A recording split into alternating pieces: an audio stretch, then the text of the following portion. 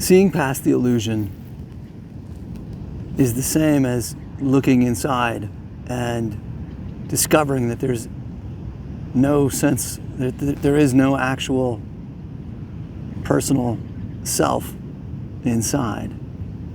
It turns out that concept of a personal self was just that. It was simply an amalgam of thoughts and feelings and all kinds of internal things that, when taken together and believed in, we end up with this idea that we are this individuated, personalized self. And it's when we see past that that we begin to experience the freedom of having let go all the burdens associated with that personal self. Sometimes it's referred to as the death of ego. And I think that strikes at the heart of often why seekers are find themselves frequently almost panicked at times when they bump up against this, when they begin to approach this. Anytime someone uses a word like death, it can sound like something catastrophic is happening, like something meaningful is ending, and there can be a lot of fear associated with that. But one of the remarkable things about this particular passage, which for the record is not a unique passage, it's something that absolutely every seemingly separated soul is going to encounter at one point or another. So it's not actually unique, it's just natural. But when it does come, it can often be approached time and time again with a great deal of fear, because there is this worry that there will be a loss.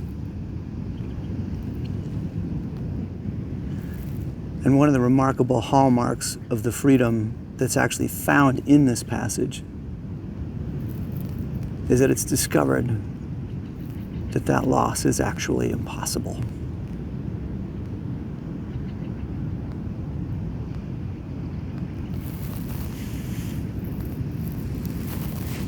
How could that be so? How could the death of self, or seeing past the illusion, or discovering that the individuated sense of self that one took one to be isn't true, how could there not be a loss in that?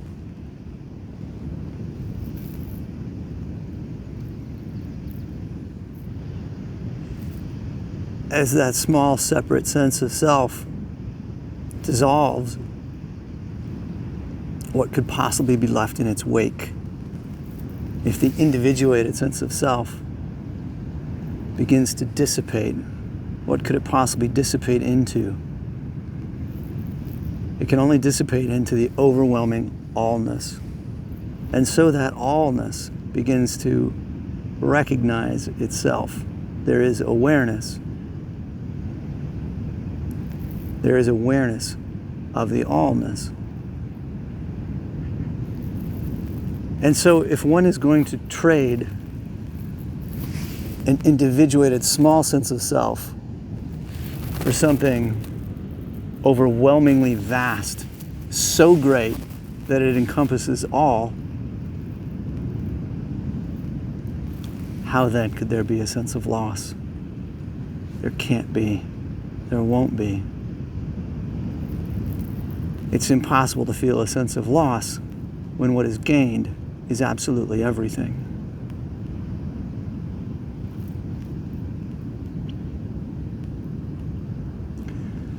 So we can go gently into that good night and discover, in fact, that it is the light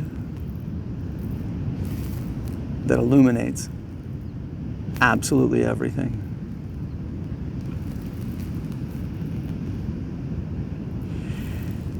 In my own case, this was a long process. There came a point where I found myself startled, profoundly startled, to have looked inside and discovered, or in my case actually rediscovered, that I couldn't find that the place where that sense of individualized self resided. I couldn't find it. I looked and I looked and I looked. I inquired over and over. Sometimes it did set my heart racing, like, how could there be, what? How could there be no self in there? How does that make sense? I've lived the vast majority of my life as though that was true. And so stumbling over that was still a shock. And it almost made an internal kind of panic sort of arise. What? How could this be? It was just sort of a sense of shock. I couldn't find what I thought I should be able to find, which is why I also kept looking. So I can't deny that there were times in that journey in which real fear arose. But that fear was also bound so many other times by the opposite experience, in which in that lack of a sense of self arose this overwhelming peace. And it was that peace that told me over and over that surely this was the right direction to continue in. I discovered that lack of a sense of self inside and had to rediscover it over and over and over. There was a period of years in which I would find that sense, that experience. At times I would revel in it. At times I still found it odd. At times it kind of set my heart to a little fear. And so many times it also engendered this tremendous sense of peace, because without that sense of self, the burdens of that sense of self were not there as well. And so that tremendous peace would settle in.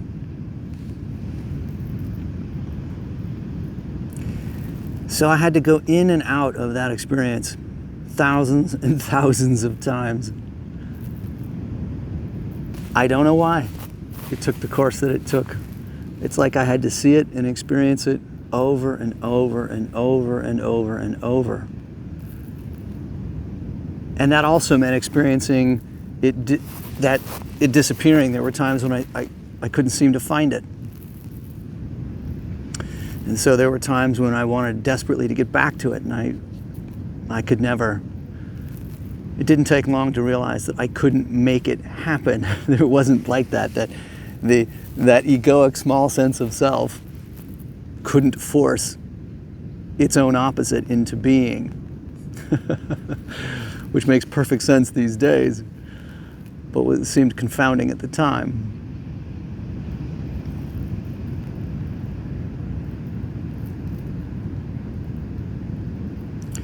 There did come that point, and I'm certainly glossing over most of the story here, but there came that point when that awareness simply settled in a way that seemed permanent.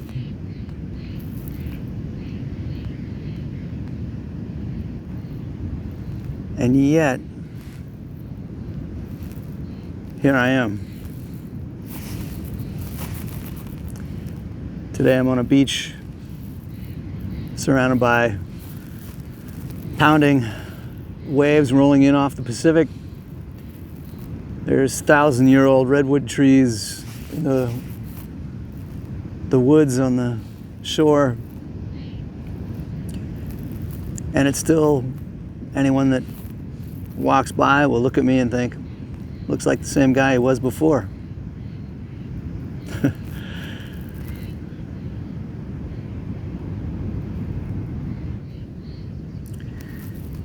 It's not that that sense of self is permanently banned from one's awareness. It's just that this far broader perspective overtakes it, eclipses it. In a way that renders that previous understanding and that previous perception of that individuated self being the only frame of reference, it renders that frame of reference usable, yet still recognizes it as not the whole truth. In fact, that it's not the truth at all, even if we have to go on looking as though we still operate by some of its parameters. In other words, we can go about this life and raise families and do work just like we did before. But we can do it from a different perspective, all the while knowing that that old perspective that we once had was in fact false. It is permanently seen through, even though we use it when necessary to operate in this world. It's like we can retain that costume. We can retain the costume of being an individual self. We just don't have to believe in it. We can be very clear that there is a greater truth, even while we continue to make believe wearing that costume. This is an experience and an awareness that absolutely every soul will come to eventually. So it's a lot like learning to walk. There was a time when you didn't.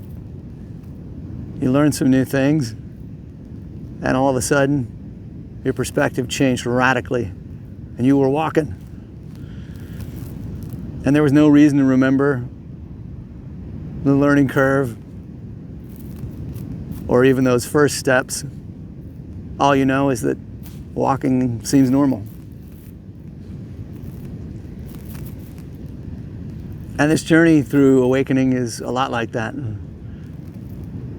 One goes through these passages and finds that the journey itself, the steps it literally took to get to that point where one was walking and the perspective changed, wasn't even important to retain. And if there's no overriding sense of that individuated personal self at the core of it, then there's also really no reason to have a personal self feel aggrandized by it.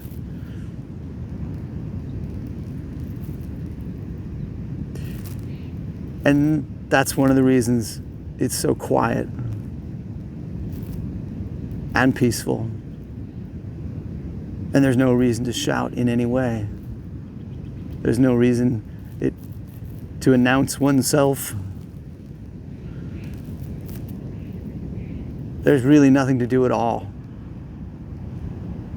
except quietly smile, look upon the rest of the world that one sees from that peaceful place, and just let that peace pour forth.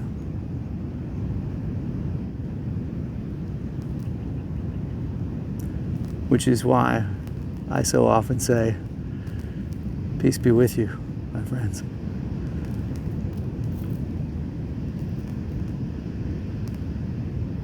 And here's walking in spirit. Perhaps I'll see you on the trail.